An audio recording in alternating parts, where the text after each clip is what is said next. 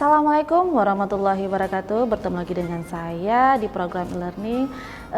Saya dosen kesehatan masyarakat dengan Ibu Fauzia Andika SKM MKes. Baik, hari ini kita masuk dalam materi bagaimana sih memilih media dalam komunikasi kesehatan. Memilih media sebagai saluran penyampaikan pesan kesehatan dipengaruhi metode yang digunakan. Beberapa metode komunikasi kesehatan dikenal antara lain metode komunikasi perorangan, kelompok, dan massa. Nah, yang pertama itu bisa kita lihat atau kita bahas yaitu metode komunikasi perorangan dapat berupa bimbingan, penyuluhan atau counseling, serta wawancara. Yang kedua adalah metode komunikasi kelompok dapat dilakukan dengan ceramah, diskusi kelompok, curah pendapat, metode bola salju, permainan peran, dan permainan simulasi. Dan yang ketiga adalah metode komunikasi massa. Umumnya bersifat tidak langsung atau satu arah seperti ceramah umum, pidato di media massa, simulasi, sinetron, tulisan di media massa, spanduk, poster, dan lain-lain. Nah, apa sih media komunikasi itu? Nah, media dalam komunikasi kesehatan pada hakikatnya alat bantu pendidikan kesehatan. Nah, menurut fungsinya sebagai saluran pesan media komunikasi kesehatan dapat dikelompokkan atas media cetak, media elektronik, dan media papan atau billboard. Nah, beberapa media cetak dikenal antara lain adalah buklet, leaflet, selebaran atau flyer, lembar balik atau flip chart, artikel atau rubrik, poster, dan foto. Nah, yang kedua itu adalah media elektronik. Nah, media elektronik itu berupa apa? Yaitu berupa seperti televisi, radio, video, slide, film strip, dan sekarang dikenal dengan internet. Dan yang ketiga, media papan berupa baliho biasanya dipasang di tempat-tempat umum yang menjadi pusat kegiatan masyarakat.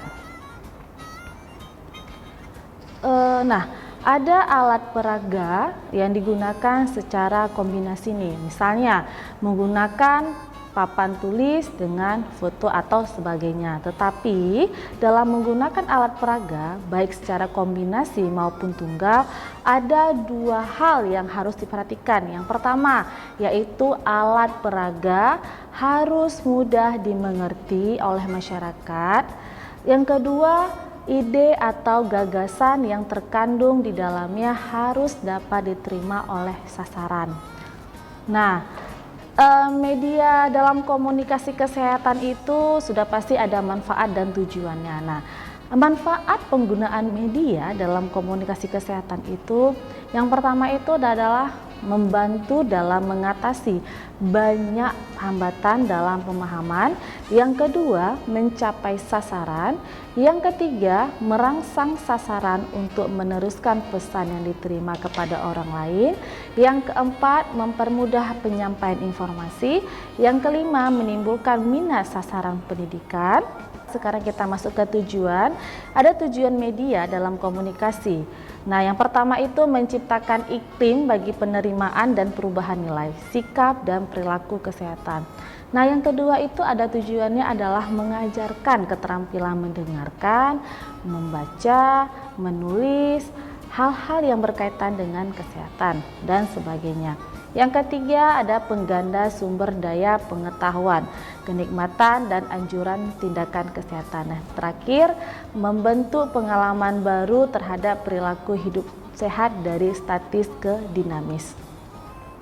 Nah, dari yang keempat tadi kita lanjut nih, ternyata ada beberapa lagi tujuan dari komunikasi dalam kesehatan. Yang kelima itu meningkatkan aspirasi di bidang kesehatan. Yang keenam, mengajarkan masyarakat menemukan norma dan etika penyebar luasan informasi di bidang kesehatan atau layanan komunikasi kesehatan. Yang ketujuh, berpartisipasi dalam keputusan atas hal-hal yang berkaitan dengan kesehatan. Yang kedelapan, mengubah struktur kekuasaan antara produsen dan konsumen di bidang kesehatan. Yang kesembilan, menciptakan rasa rasa kebanggaan atau kesetiaan terhadap produk dan lain-lain.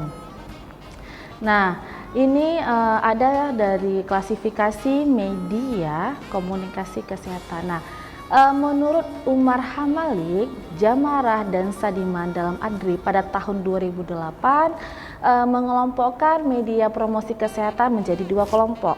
Yang pertama itu berdasarkan jenisnya. Nah, berdasarkan jenisnya ini bisa dibagi lagi. Yang pertama itu adalah media auditif. Nah, media auditif itu apa? Media yang hanya mengandalkan kemampuan suara saja. Contohnya apa? Seperti tape recorder nih. Yang kedua ada media visual. Nah, media visual itu apa? Media yang hanya mengandalkan indera penglihatan dalam wujud visual. Seperti apa contohnya? TV, layar plasma, dan lain-lain. Nah, yang ketiga ada media audiovisual. Nah, media audiovisual itu seperti apa? Media yang mempunyai unsur suara dan unsur gambar.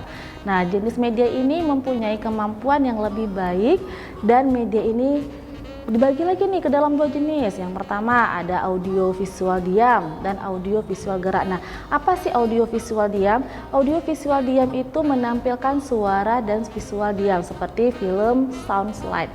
Yang kedua itu ada audio visual gerak. Nah, audio visual gerak itu apa? Yaitu media yang dapat menampilkan unsur suara dan gambar yang bergerak seperti film, video kaset, dan VCD. Nah, yang kedua klasifikasinya itu berdasarkan fungsinya. Nah, kalau berdasarkan fungsinya itu bisa dilihat dari yang pertama, kita lihat dari media cetak nih. Nah, kalau media cetak itu apa sih?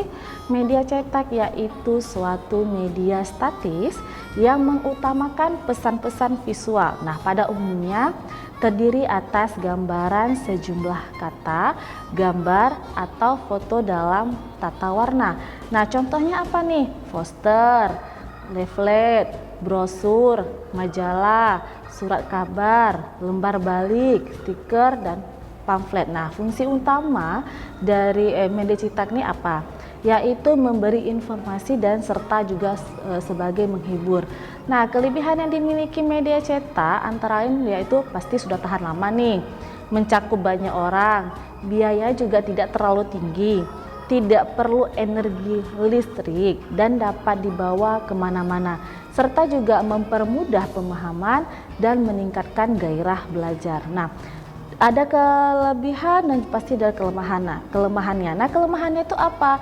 Kelemahannya itu tidak dapat menstimulasi efek suara dan efek gerak serta mudah terlipat. Oke, baik. Setelah ini kita akan bertemu lagi di sesi berikutnya.